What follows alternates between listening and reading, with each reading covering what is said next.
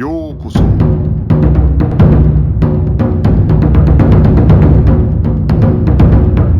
Eu sou o Gustavo e você está ouvindo o Budocast. Estamos aqui nesse episódio para falar sobre Tsunejiro Tomita, que foi aluno de Jigoro Kano, um dos primeiros alunos de Jigoro Kano na Kodokan, estava lá no início, em 1882.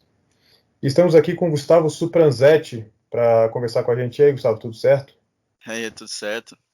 Meu nome é Gustavo, sou Shodan aí de Judô e também um jovem pesquisador e entusiasta na história do Judô. Legal, cara. Então, cara, como você começaria a falar sobre a história do Tomita um pouco? Certo. O Tomita foi um jovem aí muito inteligente, né? Desde da sua adolescência ele já era considerado um prodígio aí, uma pessoa muito inteligente. Nasceu numa família humilde aí, de agricultores, no Mazo, Shizuoka, em 1865, foi o ano de nascimento dele. Então ele era 5 anos mais novo que Jigoro Kano. Ele nasceu como Tsunejiro Yamada, e aí ele foi conhecido por Mareshiba Kano, né, que era o pai de Jigoro Kano.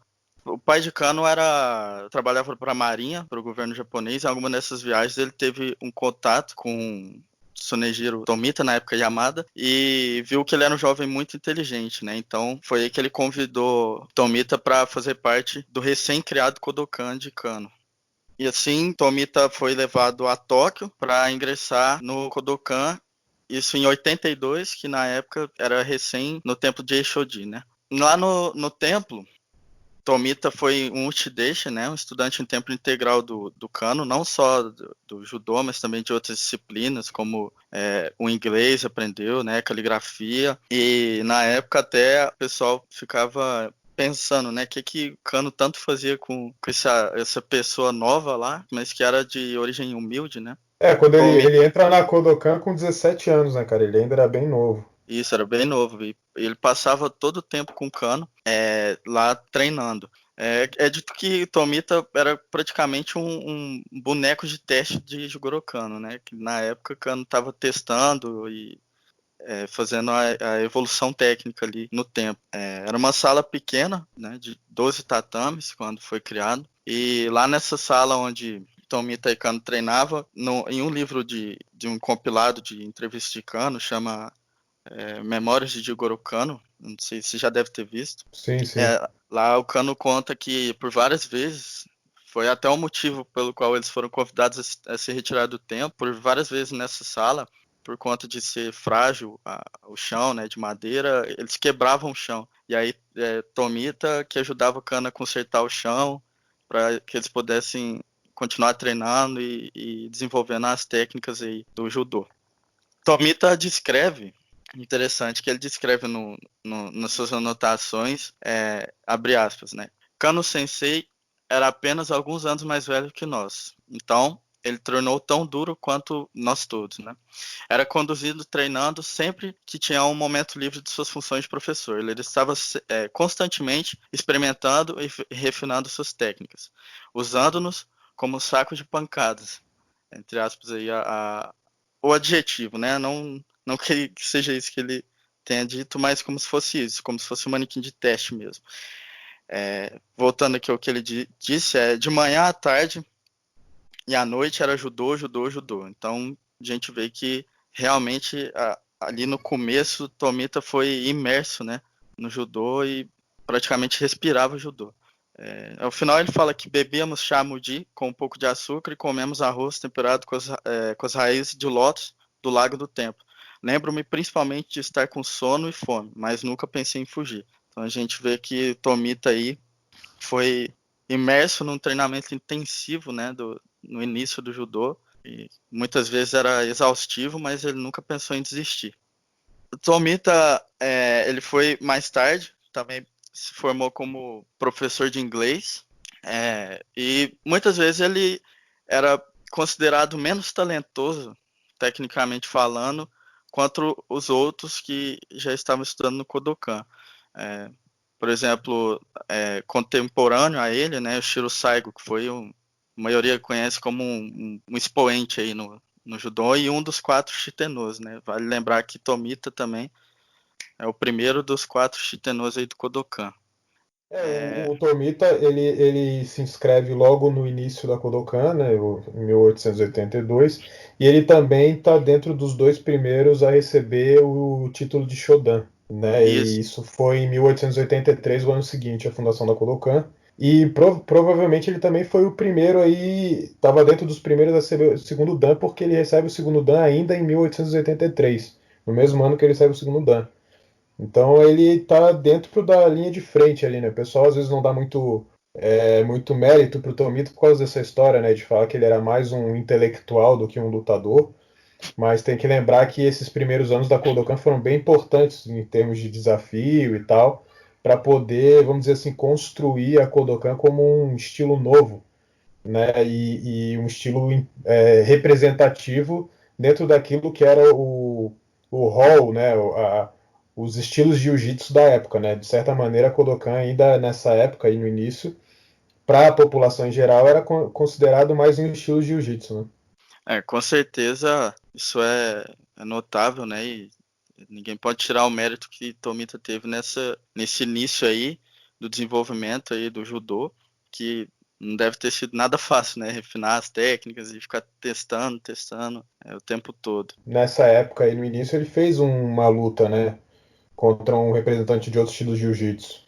Isso foi em 1884, quando a Tenjin Shinryu estava abrindo um novo dojo, uma nova filial, né, de dojo, e foi convidado para essa apresentação, né, de abertura, alguns expoentes aí da época tanto do Jujutsu quanto do recém-criado, né, aí do Judô, que não, na época não deixava de ser um estilo de Jujutsu, né, de Kano.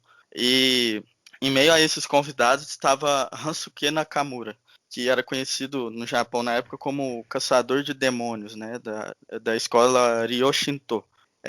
Ele era dito que era muito forte, um japonês muito forte, que tinha uma técnica muito apurada. E em meio a essa apresentação de abertura do dojo da Tenjin Shinryu, nessa inauguração, esse Nakamura lançou um desafio ali para o Tomita, que estava presente também. E foi meio que inusitado, porque não era muito comum duas pessoas que estavam de fora se desafiarem, né? Geralmente sempre alguém que estava apresentando acabava desafiando alguém de fora, ou vice-versa. Então, Tomita aceitou, sem pensar duas vezes, até porque seria uma ótima oportunidade para ele mostrar seu desenvolvimento técnico, sua técnica.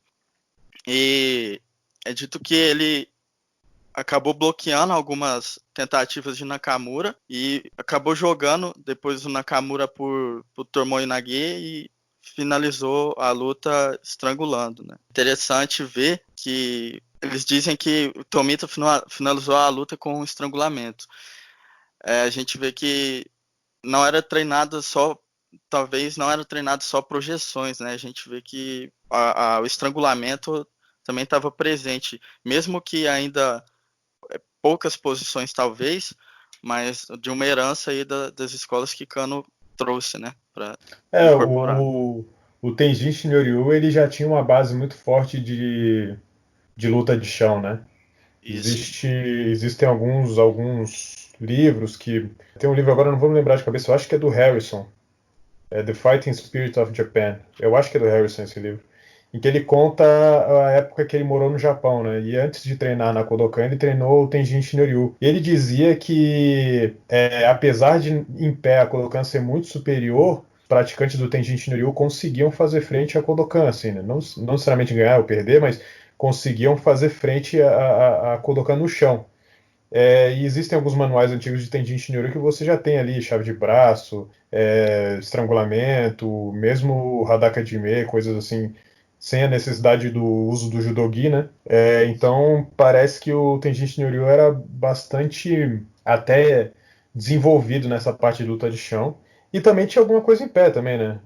Então, assim, eu acho até bastante interessante aí a questão de que ele jogou o cara duas vezes no chão e a luta não foi decidida, né? Ou seja, A regra não era ainda nem provavelmente semelhante ao que veio a ser depois a regra do judô e principalmente muito diferente do que é hoje em dia, né? Com certeza, né? Já em algumas pesquisas eu acabei por ler que o Shiai, né, de hoje em dia, o Shiai, que competição, vem de Shiniai, que a tradução seria desafio até a morte. Não que seja até a morte, mas os desafios nessa época eram levados até que alguém desistisse ou até que algum fosse finalizado. Então, a gente vê aí que Tomita, além de ser um expoente intelectual da época, uma pessoa muito inteligente, acabou sendo educado aí por Kano também, na língua estrangeira, no inglês, além de ter aprendido, ter sido o primeiro dan aí de judô de Kano, participou de toda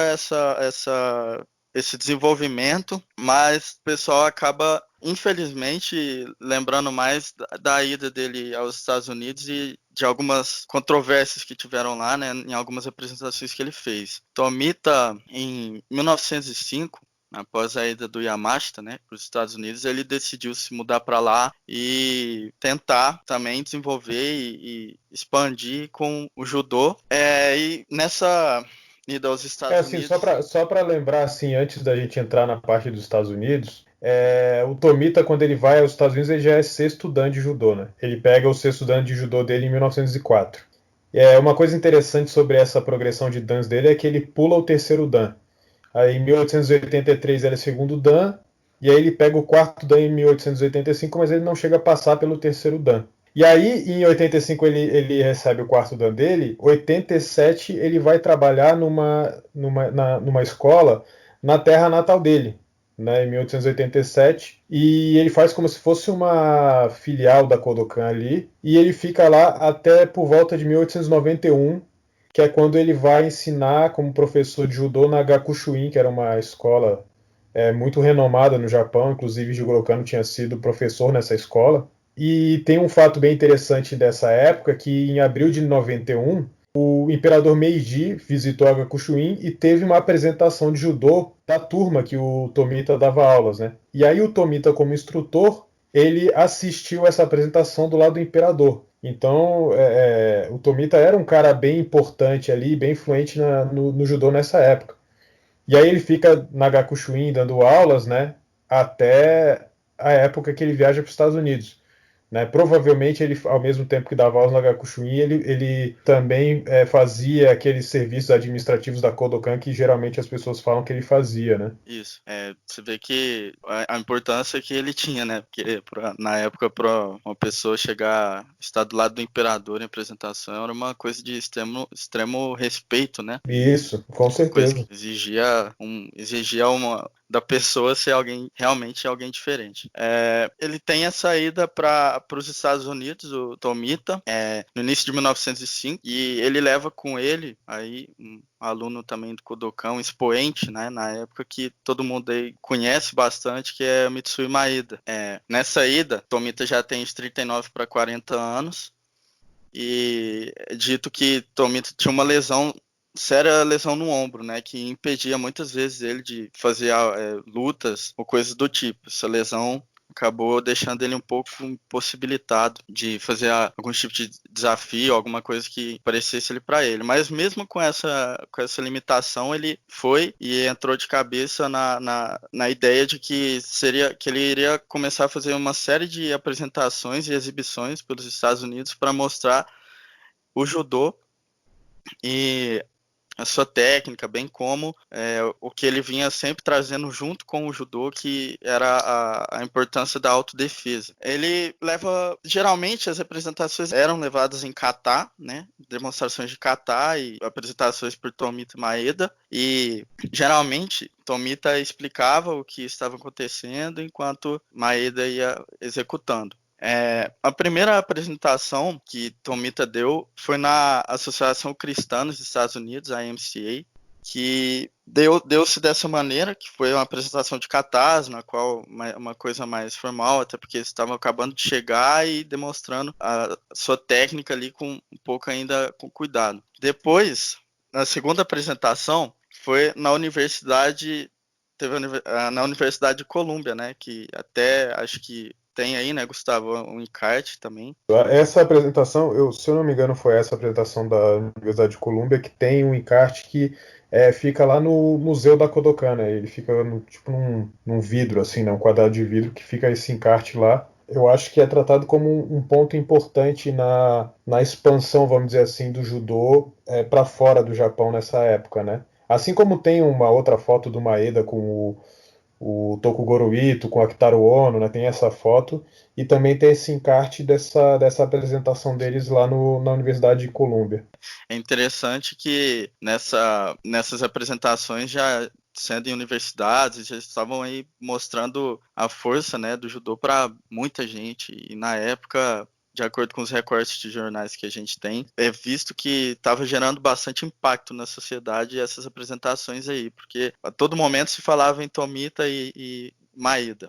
Tomita, Eu acho que é interessante, né, você tinha falado antes, né, que geralmente as pessoas olham essa ida na época do Tomita para os Estados Unidos como se tivesse sido uma tentativa, vamos dizer, fracassada, né? É mais ou menos isso que dá a isso. entender. Mas o Tomita ele ficou de 1905 até, acho que 1910. Então, assim, o cara que ficou 5 anos lá propagando, ou vamos dizer assim, tentando demonstrar o que era o judô em outro país, em outra língua e tal, não me parece ser uma coisa tão mal sucedida você ficar 5 anos em outro país só para fazer isso. Ah, com certeza não tem como, né? Ter ficado 5 anos lá nos Estados Unidos ensinando e depois de o que o pessoal fala ter fracassado. Acho que o sucesso foi também notável, né?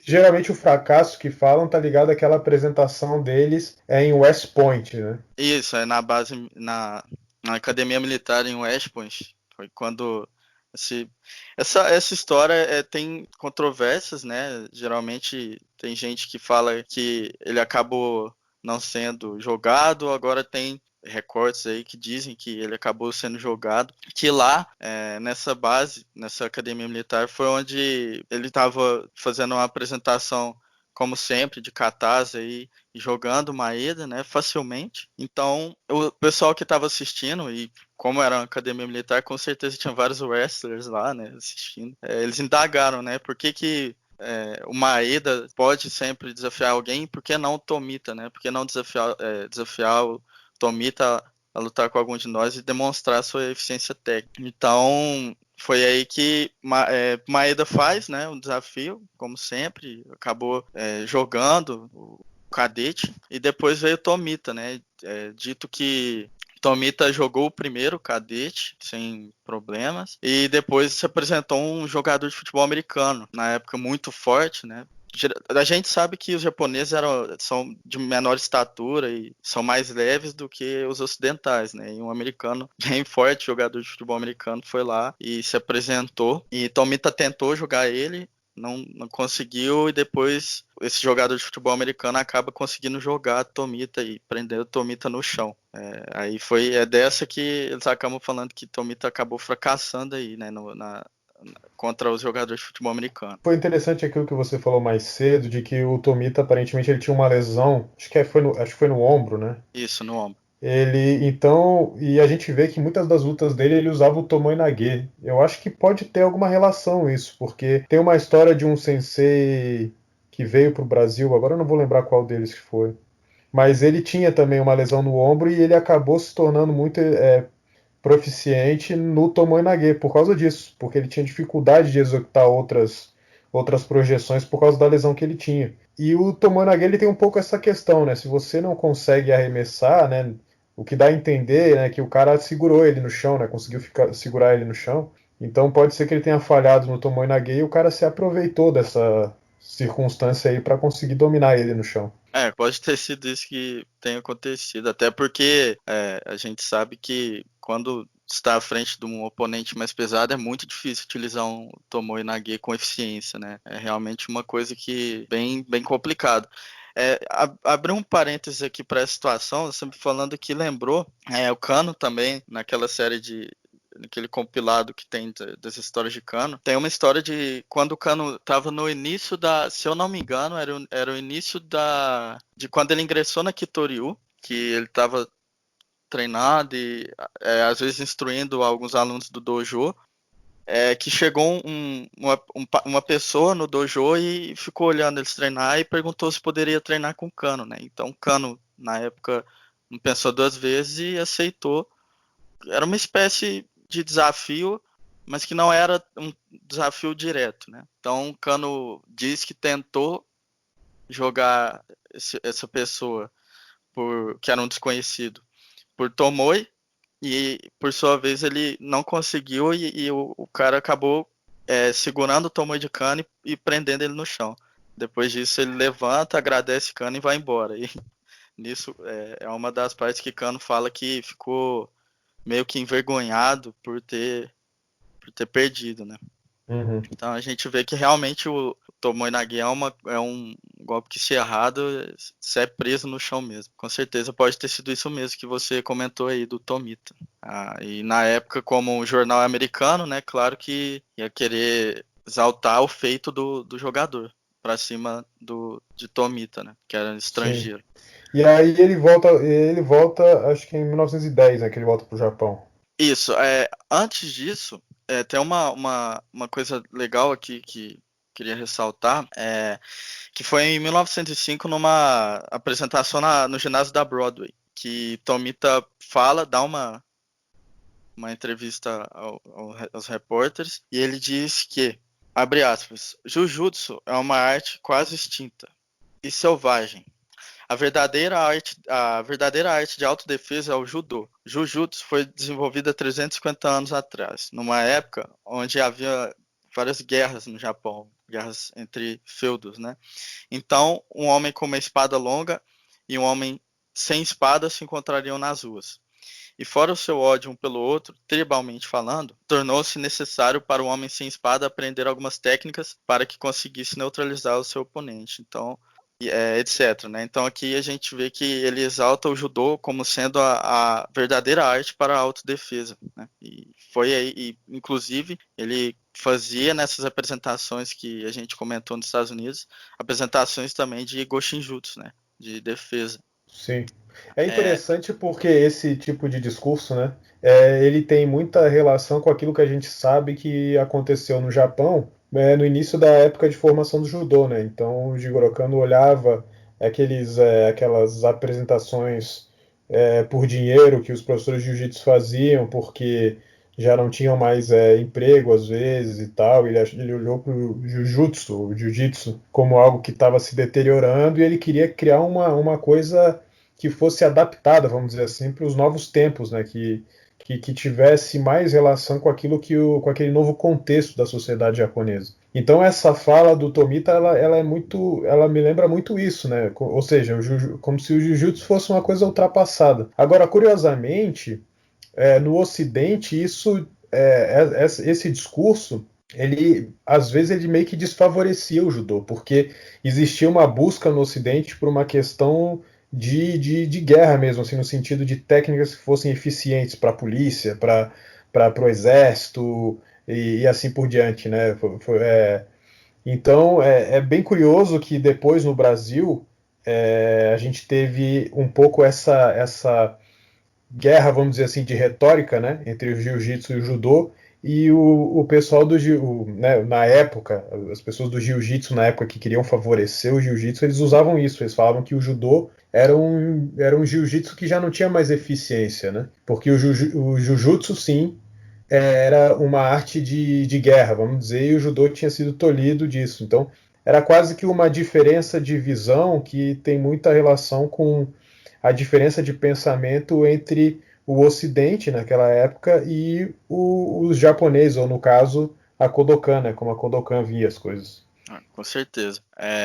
Depois, como você tinha dito aí, né, 1910, Tomita visita Seattle para dar uma visita lá no clube de judô local, né, que você comentou era o clube do Tokugoro Ito. Isso, é o Seattle Dojo, né, o Tokugoro Ito, ele chega nos Estados Unidos, ele passa a ser, né, o líder desse dojo em 1907, né. Em 1910, quando o Tomita vai lá, ele ainda tá nesse dojo, né.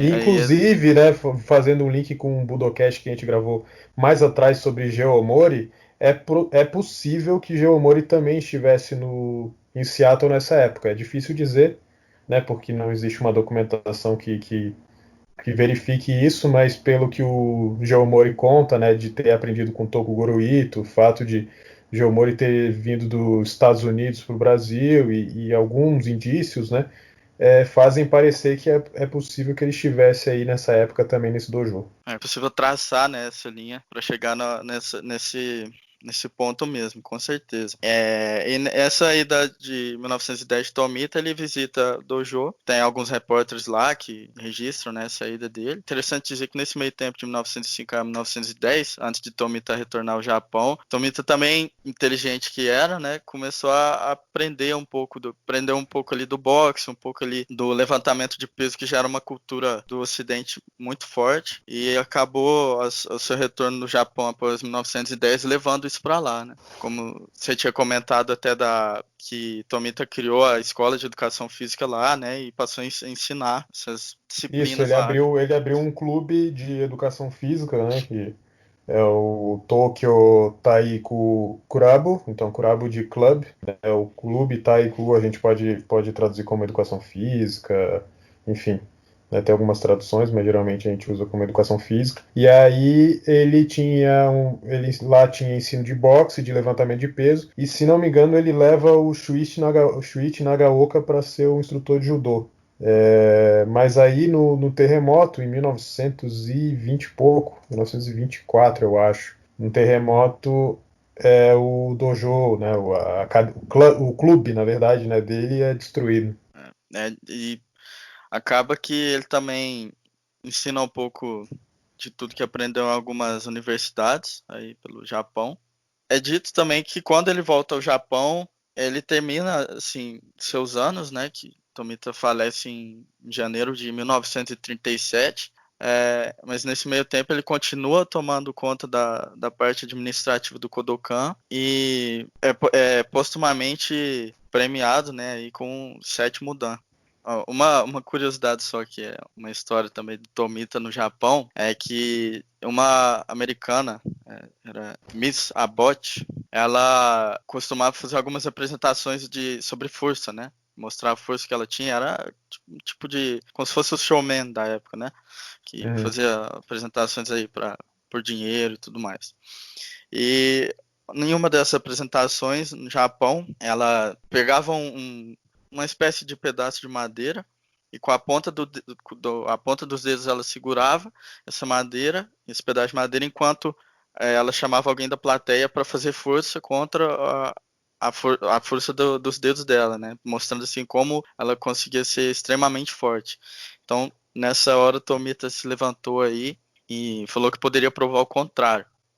Ela, meio acuada, mudou o truque que estava fazendo e passou a fazer da cadeira, que ela segurava a cadeira entre os braços e também ela chamava alguém da plateia para ir lá e tentar tirar essa cadeira do aperto dela, né, da segurada dela. E de novo, ninguém conseguia, e Tomita foi lá e levantou e falou que aquilo ali seria facilmente jogado em descrédito frente aos princípios do judô, né? Então ele exalta o judô nessa apresentação novamente, leva o nome do judô e fala que era apenas um princípio físico ali que poderia fazer com que os truques dela fossem jogados ao lixo, né? Então a gente vê que novamente que Tomita era uma pessoa bem inteligente e até demonstrando sua capacidade intelectual na física.